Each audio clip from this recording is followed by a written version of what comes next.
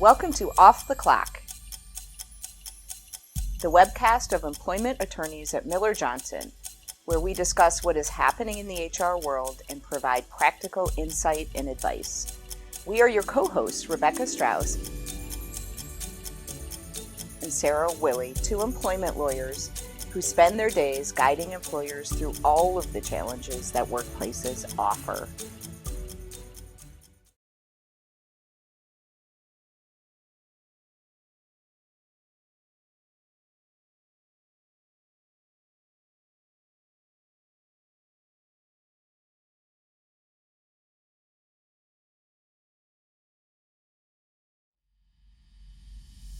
Welcome to Off the Clock, the webcast of employment attorneys at Miller Johnson, where we discuss what is happening in the HR world and provide practical insight and advice. We are your co-hosts, Rebecca Strauss and Sarah Willey, two employment lawyers who spend their days guiding employers through all of the challenges that workplaces offer. Well, hi, Rebecca. Hi, Sarah. How are you? I am good today. We are in my favorite season in Michigan, which of course is summer. So yes, that's why all of us live in West Michigan, after all. Right, is right. For the summers. Right. So let's talk about how people are listening to us, because we've gotten lots of great feedback, which is awesome. Yes. We want to remind people they can listen to us as a podcast instead of a webinar, right, Sarah? If they want to, or of course, as both. Right. For our audience members who are enjoying actually watching us as a webinar or as a recording on YouTube, right? It's available both ways. Yep. We've got the webinars scheduled, but of course, anybody can watch them after the fact on YouTube. But just a reminder, this is also available on any of the podcast apps. So Off the Clock, Miller Johnson, search any podcast app, and then you can listen to any of our episodes after the fact from anywhere you are, from the beach, while you're walking, while you're driving, etc. So right. Spread the word. Oh. And Rebecca, I had an idea as I was getting ready this morning to record this. I have an idea for our next episode. Do you mind if I... Oh boy. I think that's how this podcast started in the first place. Me saying, I have an idea. I bumped into you one morning. Yes. I have an idea. Yes, be careful. Okay, what are we doing next, Sarah? This is why I love you. You're always willing to indulge my ideas. I always say yes. So I think it would be really fun if we let any of our listeners submit any question they want. Oh, I love it. Any question they want. I love it. And then we can have an entire episode devoted to answering their questions. Okay. So how should they get their questions to us? I think if they just email either one of us, okay, that would work, right? And so for those of us, or for those of you guys who don't have our email addresses ready, just go to millerjohnson.com and you can find us, get our email address, email us a question. You can ask us anything you want. I will tell you, we're going to be able to provide good answers to employment-related legal questions. So if you ask a question, about a dog bite or a divorce or something like that, you may or may not get good advice from us. But I feel comfortable saying you will get great advice on any employment question you have. Oh, they should probably let us know when they're asking if they want to remain anonymous or not. Good point. Right? Good we don't point. want to embarrass anyone or mention anyone's name or organization that doesn't want to be mentioned. Yes. If you want to be mentioned, you can say tell us that too. Yeah. Awesome. Okay. Well, I'm excited to see what's going to come in. All right. So speaking of what's on clients' minds and questions, that's a great segue to what we're talking about today. Yes. We mentioned several episodes ago about the possibility of federal paid sick leave and family time off, that something might be coming down. I remember the that. line. I remember We said that. we'd do an episode about it, and we're getting calls saying, "What are you going to do an episode about it? And what do you think is coming down the line?" So let's talk about that. So what happened several weeks ago is President Biden, right, gave a speech to our nation and announced something that he's calling the American Families Plan.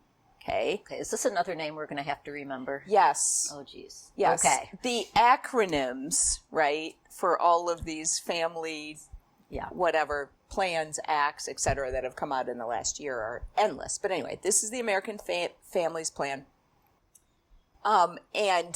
President Biden is proposing a federally paid family leave for employees. Okay. Okay. Now, we know a little bit about what he's proposing. And I'll be honest, I have a lot of questions for President Biden. He's not taking my calls currently. Much to my surprise and disappointment, really. He's not doing a Q&A podcast. He's on not. this? He's not podcasting. He's not doing Q&As. Get on the ball, He's not taking my calls. And so I'll just say right now that you guys, our audience is going to have questions too. And no, I have them as well. And for some of them, we can just find the questions to be interesting, and we're not going to know all of the answers today. Okay. So let's talk first about what President Biden has proposed, and then maybe we can talk a little bit about the likelihood that exactly that will come to fruition. Great. Yeah, let's talk about, and family paid leave is a little different than employee sick leave, right? Conceptually, Great question. They're a little different. So let's start with the family paid leave part. What is it? Yes. What is it and how long? Okay. So this vision under the American Families Plan is essentially to take what we understand to be FMLA leave, okay, with a few new qualifying reasons, okay, death of a loved one, for example, okay, to take that and obviously continue to allow employees to miss time for those reasons, but get paid for that time off up to $4,000 per month, okay, by the federal government. So the federal government would provide compensation to employees who are missing time for those reasons. So let's pause right there. Yes. Because you just mentioned dollars. I was going to say dollars and cents, but really you just mentioned dollars, which might be giving some of our clients hives right now. Yep. Now, you said it would be paid by the federal government. I know a lot of the details haven't been worked out. This may be an unfair question, but I'm asking it on behalf of our viewers. Do you envision this working like the FFCRA did, where it is paid initially by employers and then the employers get a tax credit or reimburse? Or do you envision this, or do you see the legislation as envisioning this as more of a direct government benefit program, more similar to unemployment insurance, for instance, where the employee applies directly to a government entity? It seems that what President Biden is proposing is more the latter of that. In other words, employees would seek the money, would seek the pay directly from the federal government, and it would be paid by the federal government. Now, of course, the feds have to pay for that, right? And President Biden is proposing a tax. He's got to raise it. He's estimating $225 billion, which would be raised over 10 years. Lots of folks are saying that number is quite low, really, to subsidize this program. That's what he's saying that the cost is going to be.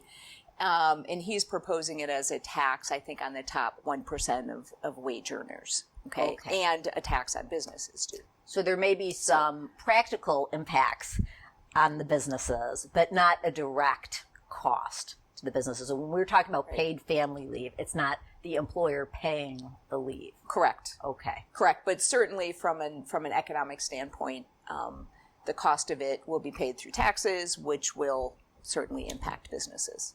And is there going to be an expansion on the current 12 weeks of FMLA, or is it still 12 weeks? Still 12 weeks. Okay. According to his proposal. Now, the burning question that I had, right? If somebody said to me, if you could ask President Biden one question right now, Here's what it would be. Yes, what? Right?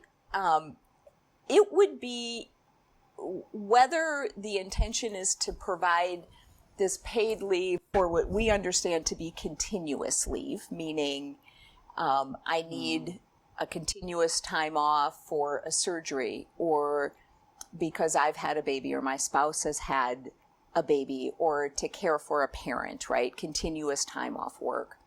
Or is this proposal meant to apply to that I word?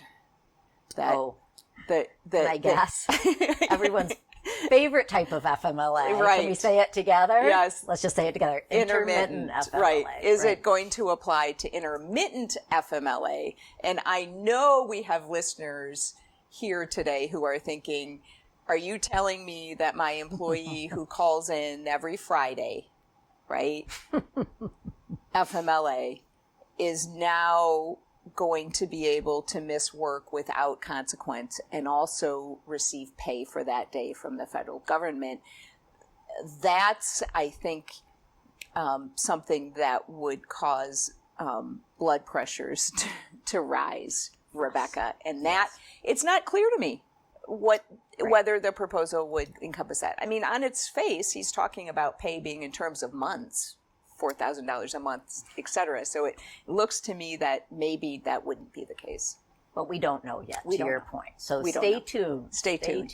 Right. Stay tuned. Interesting question. So that's the family medical leave piece. What is the administration talking about when it comes to employee sick time leave, which is a little different? Right. And so to be clear, we talk in terms of paid family leave, which is what I was just describing, versus paid sick time. Okay. And paid sick time, lots of states, by the way, are requiring in particular paid sick time. Right. Including Michigan. Yep. Right. And that's more of a benefit of a state, or in this case, the feds telling employers, you have to give employees a certain amount of sick time. It's usually 7 days or something like that they can use for then qualifying reasons. And there is a proposal right now in front of the Federal House of Representatives to provide federal paid sick time. Okay. And I believe that one is called the... I know. It's hard for us too. The Healthy Families Act. Oh, good. Yes, I got it. So we should do like a quiz one day. I know, right? All the acronyms in employment law. Yes, exactly. So that right now is separate from this American Families Plan, which is the paid family leave. It's not clear whether that federal paid sick time is likely to pass yet or not. Okay, so we've talked about this before in almost every episode, so let's talk about it again. Yeah. The patchwork of laws around the country on this currently. Yes. Right? You're talking about what the federal proposal is. There is no federal paid family leave and sick time yet, right? So for employers that have employees working in more than one state, do they have to know what the local state's rules are on this, even if someone's just working remotely, for instance, from their home? Right. Absolutely. They do. And so the one thing I'll say is that it's interesting, actually, when I've talked to clients and businesses about the concept of this federal paid family leave. Yes. Those businesses with employees working in lots of different states have a much more positive view of the possibility of a federal mandate, right? I agree. And that's because they are now living in a world in which they have various states requiring different paid family leave and paid sick time rules that are all slightly different. Yes. Right? So for these companies that have employees working in 10, 20 or more different states, they kind of like the idea of having one consistent requirement that's coming from the feds rather than having to keep track of what's happening in every state, right? What's happening now? Has it changed? Has something new passed? So this means the federal legislation may have, can I even say the B word in 2021, bipartisan. It might get a little bipartisan support because of that, because the business community may very well get behind this. Maybe not in its current proposed form. As we all know, the legislative process can be messy, filled with compromises and amendments, etc. But the business community, right, might they could get on board. Yes, I think this that type of legislation. I think that's right. I think that will be largely impacted on the size of the paid benefit, which then impacts the cost to the feds and the taxes. Yes. Right. So getting bipartisan support is going to be difficult if they're talking about a large tax on certain taxpayers. So, I can see that. All right, well, we'll stay tuned on that. Exactly. So the status quo then, the status quo is no federal mandate on these things. So we've got our patchwork. We've got our patchwork, That's the reality. And, it just occurred to me, we have in our section now an expert on that stuff. We have somebody that you can call and say, what is the requirement in Arizona or, God forbid, California or New York or Wisconsin? And I'm wondering if we can, I think it would be awesome if he could come talk to us a little bit about what that looks like right now. I agree, because because of the pandemic, right, and remote work, what used to be requirements, now voluntary policies, a lot of smaller clients that are not used to having multi-state facilities, for instance, now really kind of do. Yes. Right? Because as we mentioned before, if you have one employee right. working in another state out of their bedroom or wherever it is, right.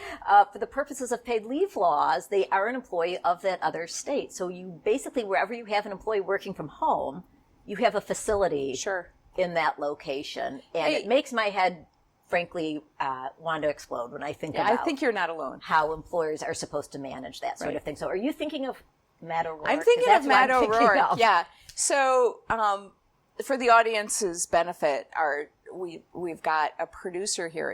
He's Jeff. Hey, Jeff. Hello. Jeff is not going to appear on camera. We're not going to do that to Jeff. What would it take to get Matt O'Rourke on the call on the show here and see if he can come and talk to us? Well, we had cameras on all the associates. Matt was an associate until recently, so I haven't taken the camera out of his office yet. So good. Good. Turn that on. Can you not tell him that part, but just see if he's available, please, to come on our show? You bet. All right, we'll hang tight. Okay. All right. I'm getting a thumbs up from Jeff. Matt, are you there? The camera in my office just turned on. I didn't know that was possible.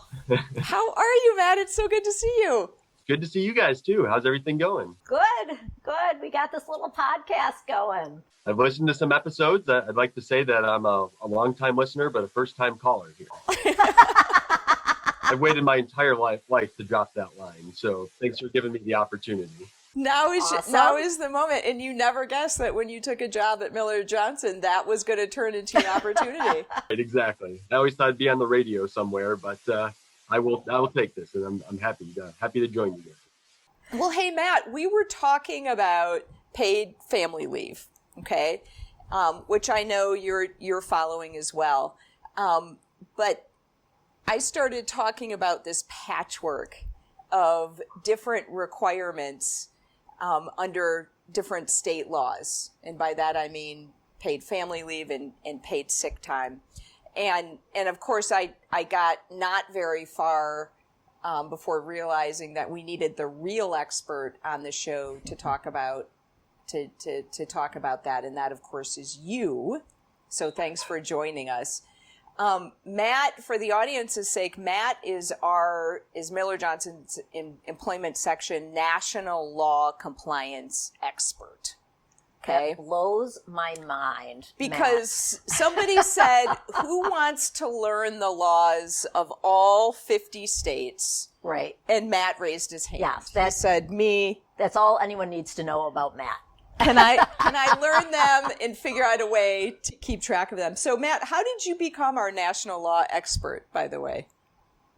Well, it is something that I kind of stumbled into, but we saw last year with COVID and people having to work from home, we saw the rise of remote work, where a lot of employees started to work not only from home, but from home in different states where their employer might be located. So it might be that the employee lived in a different state and thus was working from a different state. Or we also saw a lot of employers realize that they could hire folks pretty much anywhere in the country to get the work done. And so we had clients who hired people in California, New York, and Illinois, and everywhere between here and there. And when employees are working on a permanent or pretty permanent basis in another state, the laws of the state in which they're working apply to them, not the laws of Michigan or any other state where the employer is located. And so it snuck up on us quickly, and it's something that, I know Sarah, you and I worked together, and it's something that we realized that we could provide a lot of help to our clients if we had a good handle on the laws of all 50 states. So here I am. I'm not about to tell you that I have every single law memorized, but I've worked a lot with the laws of different states, and especially a few problem children who I'm sure we'll talk about this morning that are out there to help our clients get in compliance with where their employees are. Right. Well, cheers to Matt, a Miller Johnson water bottle. Thanks. Thank you. We went all out. Thank you, Matt. The budget for this podcast right. is really extraordinary. So, Matt, without asking you to recite the laws of all 50 states, that really wouldn't be fair and might even kind of be a little bit boring. What are you seeing in general when it comes to what states are doing with family paid leave and then paid sick leave? Because we know that's a little different, right? Right. So of the two, we're seeing paid sick leave as the more popular one. And I think that's just because it's been around for longer. So there are at least 20 states with some sort of paid sick leave, either on a statewide basis or at a local level. And most of them are similar to Michigan's, in which they require employees to earn a certain amount of paid sick leave based on the number of hours that they work. The accrual rates are different. Most states are 1 hour paid sick leave for every 30 hours worked, where like Michigan's is 1 hour for every 35 hours worked. And the caps are different as well. So some states don't cap the amount of leave that employees can earn. Some states cap at 40 hours. New York, for big employees, caps it at 52 hours. So as you can see already, between the different accrual rates, between the different caps out there, there's a lot of balls in the air that employers have to try to juggle in order to be compliant, not only with, let's call it their main state, and probably Michigan for most of the folks who are listening to this, but also the other states that are out there. We're able to work with folks to get them in compliance with the local states and then help them hopefully coordinate their policies so that they don't have to come up with an entirely new policy with new accruals. As you can imagine, that can be quite the burden on the payroll department. And to the extent that we can prevent that burden, we're doing our best to work with clients to do that. So that's paid sick leave. Paid family leave, that's kind of the new kid on the block, where we're seeing more and more states come up with paid family leave programs. And there are about 10 states right now. There's 8 states where paid family leave is in effect, and then 2 where it'll be coming online in the next couple of years. That's like a federal proposal that's out there. That's funded by a combination of different sources, unlike the federal proposal, which I think is based off of income taxes. Yeah. Most states use it as funded through a payroll tax. Every state that has it taxes the employee to a certain extent, and then some states also require the employers to contribute. So this is where we really get into a hodgepodge of different laws in terms of the percent of the tax, in terms of who has to contribute and what happens. But essentially what happens in every state is the tax funds go into an insurance fund, and then employees submit the request to the state when they want to take paid family leave, and they submit the request to the employer as well. The employer grants the leave, the state brings in the pay, and somehow, despite all the complexity, the system gets employees a certain amount of pay based on either the type of leave they're taking, the amount of leave they're taking, the number of employees the employer has. There's all kinds of variables there which affect all of those numbers. Interesting. So interesting and terrifying, right? That's why I have my job, because I'm doing my best to stay on top of all these and make sure that we have resources for our clients so that we can help them stay compliant with those laws. Right, exactly. So a couple of takeaways there for me based on what you just said, which is number one, as it stands, quite a few states are funding it not through an income tax, but through a payroll tax. And some of that tax, depending on the state, is partially paid by the employee. Is that right? That's correct. In fact, every state so far requires the employee to make a contribution.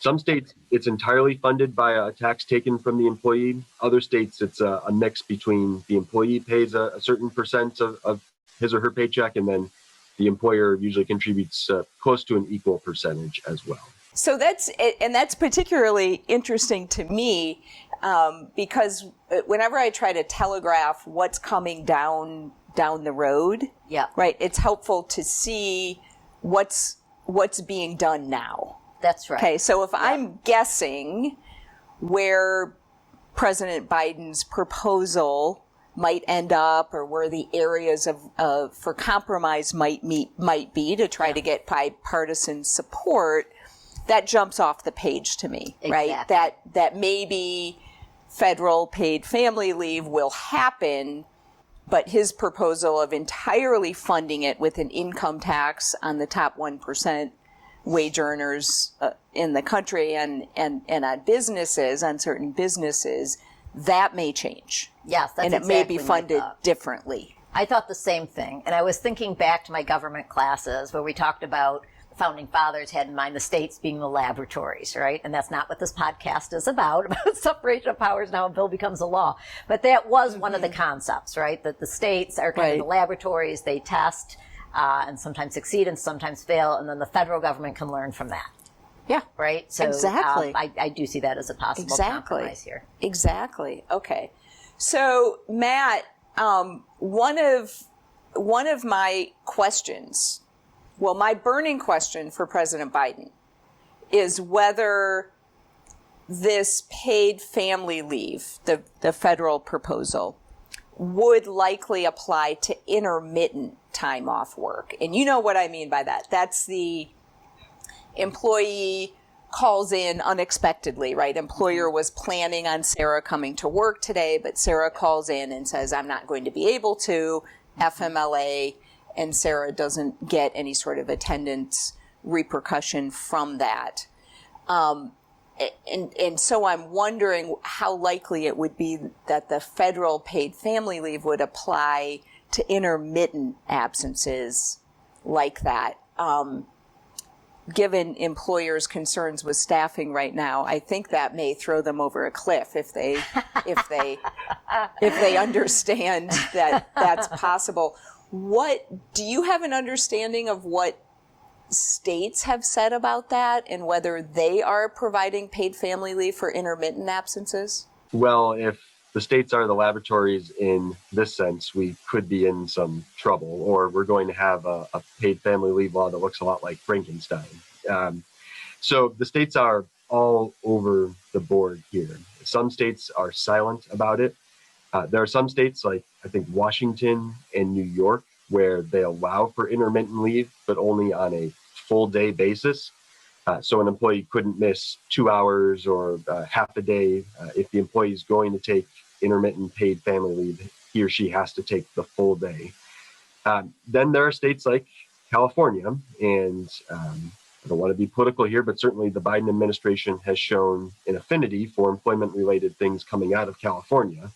And California's law basically says if you miss leave or you take paid family leave on an intermittent basis, let us know how much money you miss out on from your employer, and we'll take a look at it and see if you get paid for that or not. And so that's the type of system I could see. Full day increments, I could see that being problematic, but that's a little easier to deal with.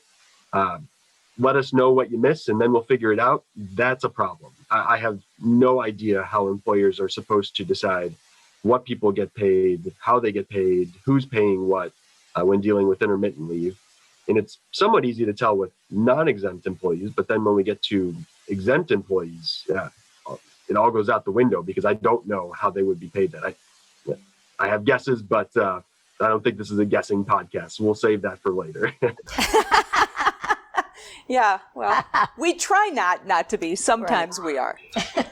Sometimes we are, right. Okay. Any other thought, anything that you think our audience should know on the state side of things with regard to either paid family leave or paid sick leave? My only thought is that it's a problem, not a problem, but it's something that a lot of our clients need to know about, which I don't think a lot of our clients realize is out there and something that they should be paying attention to. A lot of our clients are, hopefully most or all of our clients are complying with Michigan law, especially those who are based in Michigan. But when we have employees who are working in all the other states out there on a permanent basis, these laws establish affirmative requirements that employers need to make sure that employees are getting the time that they should be accruing and that at the proper rates, and that employees are aware of their rights. All the laws have notice requirements. And so it's something that we really need to stay on top of.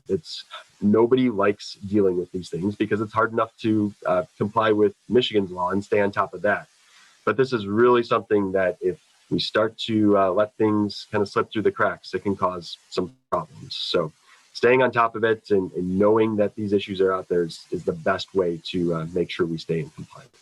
Yes, and if we have some listeners who are panicked right now with this idea, know that you have this lifeline named Matt.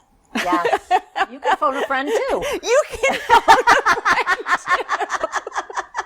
That's exactly right.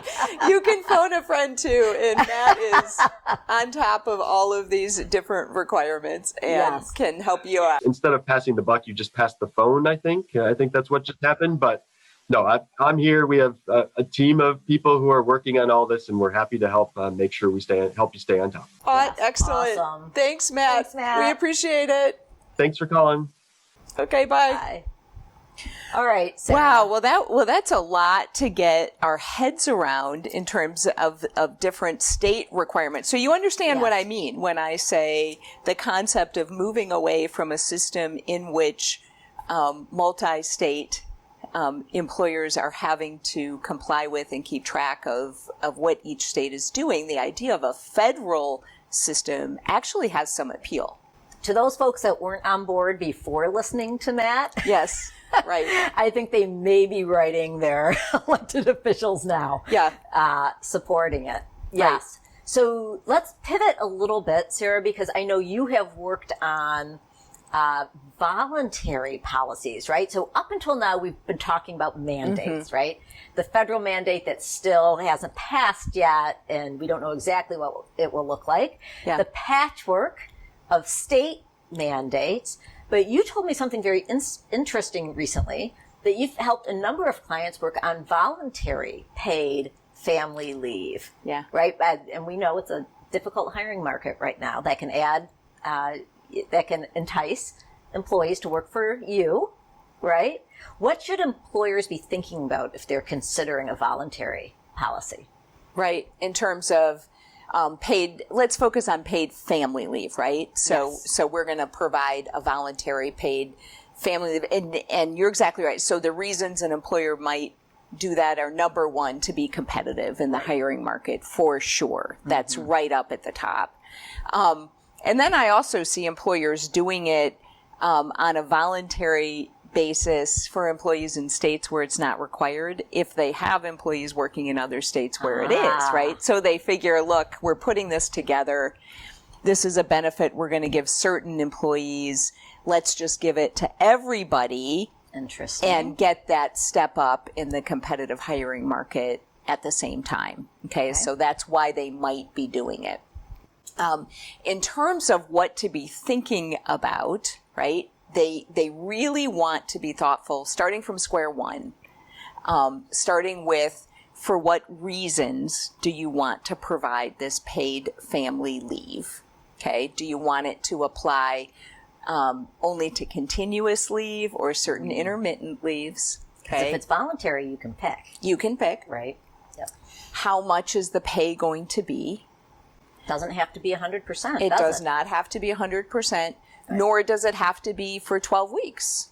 Because it's all voluntary. Sure, it's all voluntary. Yep. I've had employers put together policies that provide an increasing amount of paid family leave according to how long an employee has worked there, right? If you've worked sort of like we think of vacation. I was going to say the paid time PTO off. bank, Exactly. right? Exactly. You get a certain amount of days for every year you work there. Okay. Yep. So it does take a fair amount of thought, and I've sort of got a laundry list of questions to think through to help them.